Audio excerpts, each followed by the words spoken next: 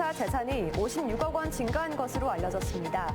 김 지사는 매각한 건물 세 채 이전 등기를 완료하지 못해 재산 신고 대상에 포함됐다고 해명했습니다. 차기 총장 임용을 놓고 충청대 내분이 격화하고 있습니다. 신임 총장을 반대하는 교직원 단체가 이사회 개최를 저지하면서 물리적 충돌까지 발생했습니다. 결핵의 심각성에 관심을 가져야 한다는 목소리가 커지고 있습니다. 전문가들은 선제적 검사를 통해 잠복 결핵 환자를 찾는 게 중요하다고 강조합니다. 스마트 응급의료 서비스가 전국 최초로 충북에서 시작됐습니다. 응급 환자 상태를 파악해 적합한 병원으로 빠르게 이송할 수 있는 서비스입니다. 세계를 감동시킨 K. K는 세계로 통한다. KNUT. 세계를 이끌어갈 인재를 키웁니다. 국립한국교통대학교. 여러분 안녕하십니까. CJB 8시 뉴스 시작합니다. 신임 총장 임용을 둘러싼 충청대학교 내부 갈등이 격화하고 있습니다. 교직원들은 총장 임용 과정에서 소통이 없었고 경쟁대학 전임 총장 출신을 영입하는 것도 상식 밖의 일이라는 건데요. 오늘 이사회 개최를 실력 저지하면서 물리적 충돌까지 빚어졌습니다. 진기웅 기자입니다. 학교 구성원을 무시하는 이사회를 처리하라! 신임 총장 임용 승인 안건을 처리하기 위한 이사회가 예정된 충청대 본관 대회의실을 여교수와 직원들이 봉쇄합니다. 1층 계단에선 이사들의 출입을 막고 오경락 총장의 출입을 저지하는 과정에선 물리적 충돌까지 빚어졌습니다.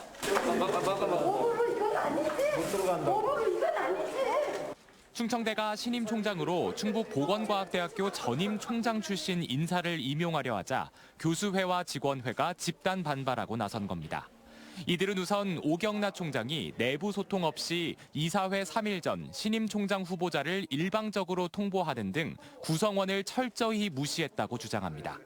이사회 일정 연기가 어렵다면 총장 추대권만이라도 추후로 좀 연기하는 방법은 어떻겠습니까? 라고 말씀을 드렸음에도 불구하고 이사회 강행을 하시게 돼서 저희 전체 교수 직원 모두 이 자리에 서게 되었습니다. 또 경쟁 관계인 충북 보과대의 전임 총장을 신임 총장으로 임용하는 건 상식 밖의 일이라는 겁니다. 이거는 산업 스파입니다. 이 부분은 아니라는 겁니다. 저는. 네. 우리가 추대위를 만들어서 이 사람이 되고 안 되고를 따져봐야죠. 그리고 안 되면 저희 학교도 그 정도의 능력 있는 교수님들이 충분히 있다. 여기에 과거 주성대에서 충북 보과대로의 전환 과정에서 해당 학교 구성원들이 겪은 구조조정 등의 어려움이 되풀이될 거란 우려도 나옵니다. 이에 오경락 총장은 신임 총장 임용은 정관상 이사회 승인 사항이고 교수 직원들과의 협의는 의무가 아니라며 절차상 문제가 없다는 입장입니다. 또 신임 총장 후보자에 대해서도 보과대의 경쟁력을 높인 경험이 있고 급변하는 교육 환경에 발빠르게 대처할 적임자라고 추천 이유를 밝혔습니다. 지금의 보과대를 만드신 분에 거기에 많은 기여를 하신 분도 이분이에요. 그래서 난 적합하다. 폐과가 되고 모두 이때까지 교수를 내보낸 적이 없습니다. 그래서 그런 전통은 다 해주시기로 했고. 강력한 반발 속에 이사회는 철회됐지만 교수 직원들은 오경락 총장 퇴진까지 주장하고 있어 충청대 내홍은 당분간 계속될 전망입니다. CJB 진기훈입니다. 의회 패싱 논란을 빚은 충북 테크노파크 오원근 원장 임용 절차가 예정대로 진행됩니다. 도의회는 입장문을 내고 재발 방지와 관련자 문책을 약속한 김영환 지사의 사과를 수용하기로 했다고 밝혔습니다. 지난 20일 도의회 산업경제위원회는 오원근 후보자에 대한 인사청문회를 진행하려다 닷새 전 중소벤처기업부 장관의 임용 승인이 이미 이루어졌다는 이유로 인사청문회를 취소하고 재공모를 요구했습니다. 2023년도 공직자 재산 변동 내역이 공개됐습니다. 김영환 지사가 전국 17개 시도지사 중 가장 많은 재산을 신고했는데 실제로는 부동산을 팔고 난 후 등기 이전이 완료되지 않았기 때문으로 파악됐습니다. 기초단체장과 지방의원 중에는 정영철 영동군수와 이동우 도의원이 가장 많은 재산을 신고했습니다. 조영광 기자입니다. 김영환 지사가 지난해 말 기준으로 66억 4천만 원의 재산을 신고했습니다. 도지사로 취임한 지난해 7월에 신고한 9억 4천만 원보다 무려 56억 9천만 원이 증가해 전국 17개 시도지사 중 최고액을 기록했습니다. 하지만 김 지사는 실제는 다르다며 설명 자료를 배포했습니다. 서울 종로구 소재 건물 3채를 매각하는 과정에서 소유권 이전 등기가 완료되지 않아 소유권과 중도금이 이중으로 계산된 일시적 증가라고 해명했습니다. 도내 기초단체장 중에는 축산업을 하는 정영철 영동군수가 가장 많은 43억 4천만 원을 신고했고 군수선거만 4번 치룬 송인원 괴산군수가 지난해보다 2억 원이 늘긴 했지만 4억 8천만 원으로 최저액을 신고했습니다. 도의원 중에는 정기업을 하는 이동우 도의원이 가장 많은 64억 원을 신고했고 박용규 도의원은 마이너스 3,400만 원의 최저액을 신고했습니다. 기초의원 중에는 박혜수 충주시의회 의장이 60억, 김병국 청주시의회 의장이 42억, 영동군 신영광 의원이 51억, 보은군 장은영 의원이 40억, 음성군 김용 의원이 28억, 증평군 최명호 의원이 25억 원으로 시군 의원들의 고액 신고가 눈길을 끌었습니다. 윤건영 교육감은 14억 8천만 원을 신고해 지난해보다 10억 6천만 원이 늘었는데 선거 비용을 보전받았다고 밝혔습니다. 이우종 충청북도 행정부지사와 김명규 경제부지사는 각각 7억 5천만 원과 5억 9천만 원의 재산을 신고했습니다. CJB 최윤광입니다. 응급 환자가 이송 가능한 병원을 찾지 못해 골든타임을 놓치는 경우가 적지 않은데요. 이를 획기적으로 바꿀 수 있는 스마트 응급의료 서비스가 전국 최초로 충북에서 시작됐습니다. 안정원 기자가 보도합니다.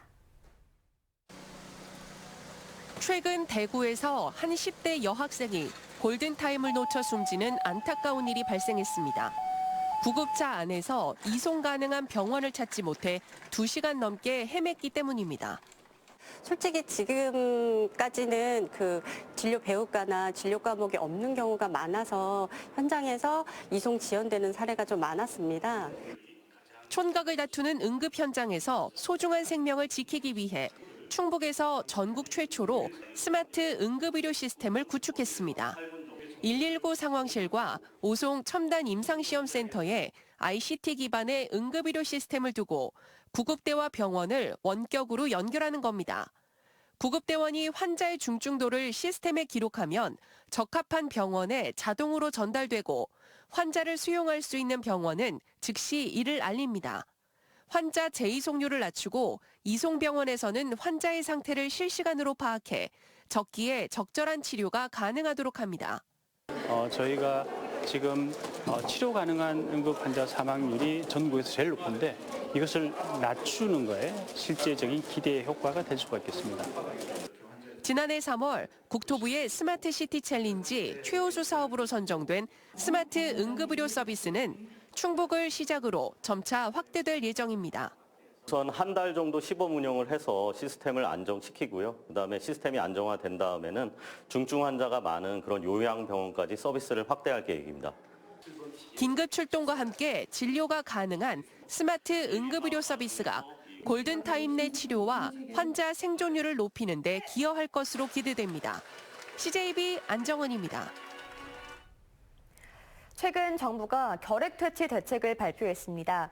어쩌면 일상으로 가고 있는 코로나19 사태보다 더 심각한 게 바로 결핵 문제인데요.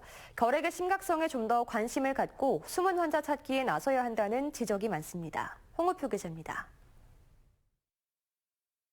우리나라는 OECD 국가 가운데 결핵 발생률 1위라는 오명을 갖고 있습니다. 지난 2021년 기준 사망자만 1,400명을 넘었습니다. 표면적으로 결핵 환자는 꾸준히 줄고 있지만 65세 이상의 고위험 환자의 발생과 사망이 늘어났고 무엇보다 치료약이 잘 듣지 않는 이른바 다제내성인 경우가 꾸준히 늘고 있다는 것입니다. 다제내성 결핵 환자는 최초 감염의 경우 3%, 치료 실패로 다시 약을 복용하는 환자는 8%를 차지하고 있습니다. 수면 위에 떠 있는 것보다 수면 아래에 있는 게 훨씬 빙산의 크기가 크잖아요. 결핵이 그렇거든요. 수면 위에 나와 있는 우리 폐결핵, 정말 증상이 있는 결핵은 수면 위에 아주 일부고요. 결핵 감염을 줄이기 위해서는 선제적인 검사 조치가 필요합니다. 고령, 당뇨병 환자, 면역 저하자 등이 주 대상자입니다. 특히 잠복 결핵 환자를 찾아내 치료 효과를 높이는 것도 중요합니다. 사실 잠복 결핵을 가지고 있어도 일반인들은 평생 동안 결핵이 발병할 가능성이 한 5%가 안 돼요. 그런데 고위험군은 더 많이 발병할 수 있기 때문에 모든 사람을 다 잠복 결핵 검사할 필요가 없고 고위험군에 한해서 결핵은 감염되면 치료 기간만 보통 6개월, 최장 1년가량이나 걸리고 약 복용도 쉽지 않습니다. 약 복용을 중간에 포기하면 나중에는 아예 치료 자체가 불가능할 수도 있습니다. 코로나19 사태에 묻혀있던 결핵의 심각성을 깊이 되새길 필요가 있습니다. CJB 홍우표입니다. 오늘 오후 1시 5분쯤 제천시 봉양읍의 봉황산에서 불이 났습니다. 산림과 소방당국은 헬기 10대와 차량 15대, 산불 진화대원 160여 명을 투입했으나 강풍으로 진화 작업에 어려움을 겪었습니다.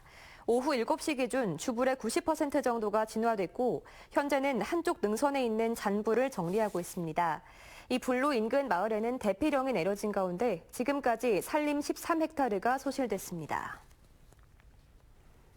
오늘 오후 2시 단전이 예고됐던 청주 북부터미널이 극적으로 위기를 면했습니다. 어제 새로 구성된 청주 북부터미널 관리단은 오늘 단전 예고 시각 10분을 앞두고 3개월치 전기료 체납분 가운데 한 달분을 한전 측에 납부했습니다. 또 다음 달 18일 청구될 추가 전기료를 적기에 납부하고 체납액에 대한 납부 계획을 세우기로 했습니다.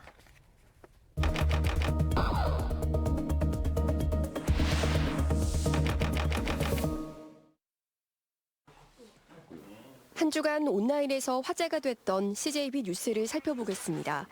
누리꾼들은 기상 관측 이래 가장 빨리 개화한 청주 벚꽃 소식에 큰 관심을 보였는데요. 봄이 온 건 좋지만 온난화가 심해진 것 같아 마냥 좋아할 수만은 없다라며 우려의 목소리가 많았습니다. 벚꽃 명소가 쓰레기로 몸살을 앓고 있다는 뉴스에는 벚꽃은 아름답지만 시민의식은 멀었다라며 일부 몰지각한 쓰레기 투기 행태에 쓴소리를 했습니다. 청주의 한 아파트 1층 입주민들이 낙하물로 인한 고충을 호소하고 있다는 리포트에도 많은 관심을 보였는데요. 해당 리포트를 본 누리꾼들은 창밖으로 물건을 던지는 것 자체가 상식 밖의 행동이라고 지적하는가 하면 현대판 봉이 김선달이라며 공연 면적을 웃돈을 받고 판 건설사를 비판하는 댓글도 적지 않았습니다. 청주시의 우암산 둘레길 사업에 대한 기사도 주목을 끌었습니다. 청주시의 발전을 위해 필요하다. 둘레길로 시민들의 문화 여건이 나아졌으면 좋겠다 등의 반응을 찾아볼 수 있었는데요. 시민단체의 사업 중단 요구에 청주시는 철회 계획이 없다며 다음 달부터 보행데크 설치 공사를 진행하겠다는 입장입니다. 다음은 제천시가 인구 절벽을 돌파하기 위해 고려인 유치를 추진하고 있다는 소식입니다. 누리꾼들은 인구 감소에 대한 근본적 원인을 파악하지 못하고 있다라는 지적이 있는가 하면 인구 유지를 위한 고육책이라는 시각에서 고려인들이 안정적으로 지역에 적응할 수 있도록 장기적인 지원이 필요하다는 의견도 많았습니다. CJB 김세희입니다.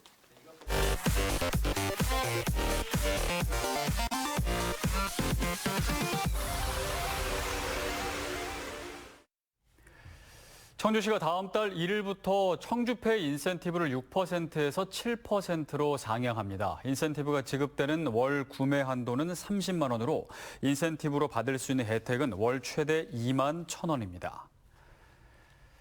청주시의원 나선거구 보궐선거 사전투표가 내일부터 이틀간 실시됩니다. 사전투표소는 중앙동과 성안동, 탑 대성동, 금천동, 용담, 명암, 산성동 등 5개 동에 한 곳씩 마련됐습니다. 사전투표 기간 일반 유권자는 오전 6시부터 오후 6시, 코로나19 격리 유권자는 2일 차인 4월 1일에 한해 오후 6시부터 2시간 동안 투표가 가능합니다. 교육 공무 직원들이 내일 파업을 예고한 가운데 충북교육청은 전체 교육 공무 직원 6,600여 명 중 파업 참여 비율이 18.9% 정도로 예상된다고 밝혔습니다. 학교 급식은 빵과 우유 등으로 대체하는 곳이 전체 급식 학교의 39.3%에 이르고 초등 돌봄 교실의 경우 돌봄 전담사 파업률이 9% 정도로 파악됐습니다. 전국교육공무직본부는 차별적 임금체계 철폐를 요구하며 전국 시도교육청과 집단 임금 교섭을 벌이고 있지만 쟁점이 좁혀지지 않고 있습니다. 충주시가 악성 민원 응대 과정에서 공무원을 보호하기 위해 다음 달부터 웨어러블 캠을 도입합니다. 이 장비는 목걸이처럼 착용하는 형태로 착용자의 전후방 촬영과 녹음이 가능하며 개인정보 보호를 위해 최소한의 용도로만 활용됩니다. 충주시는 민원 응대 업무 과정에서 위법 행위가 발생할 경우 민원인에게 녹화 사실을 공지한 뒤 사용할 계획이라고 밝혔습니다. 음성의 동서발전 천연가스 발전소와 신충주 변전소를 연결하는 고압 송전선로 건설을 놓고 주민 반발이 이어지고 있습니다. 충주시 신리면 비상대책위원회는 오늘 기자회견을 열고 신리면을 통과하는 345kV 송전선로 노선안 백지화를 요구했습니다. 앞서 충주 주덕읍 조동 창동 앞마을 주민들도 지난 13일 기자회견을 열고 송전선로 계획 백지화를 요구하는 집회를 열었습니다. 오늘 새벽 5시 17분쯤 중부고속도로 하행선 음성휴게소 인근에서 달리던 트레일러에서 10톤 무게의 건설기계 롤러 장비가 떨어지면서 사중 연쇄 추돌 사고가 발생했습니다. 이 사고로 뒤따르던 차량에 타 있던 60대가 숨지고 3명이 다쳐 병원으로 이송됐습니다. 경찰은 50대 트레일러 운전자가 적재물을 제대로 고정하지 않은 것으로 보고 사고 원인을 조사하고 있습니다.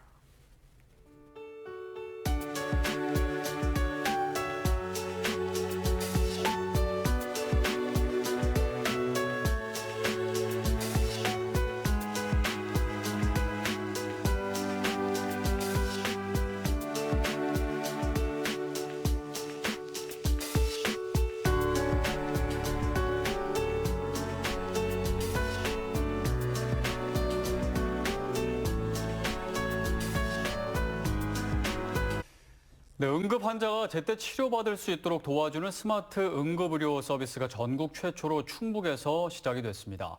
환자 이송 시간을 절반으로 단축시켜줄 것으로 기대되는데요. 시스템은 이렇게 구축이 됐지만 결국 운영하는 건 사람이죠. 서로 간의 긴밀한 협조로 응급 환자의 골든타임을 꼭 지켜주길 바랍니다. CJB 8시 뉴스를 모두 마칩니다. 함께해 주신 여러분 고맙습니다.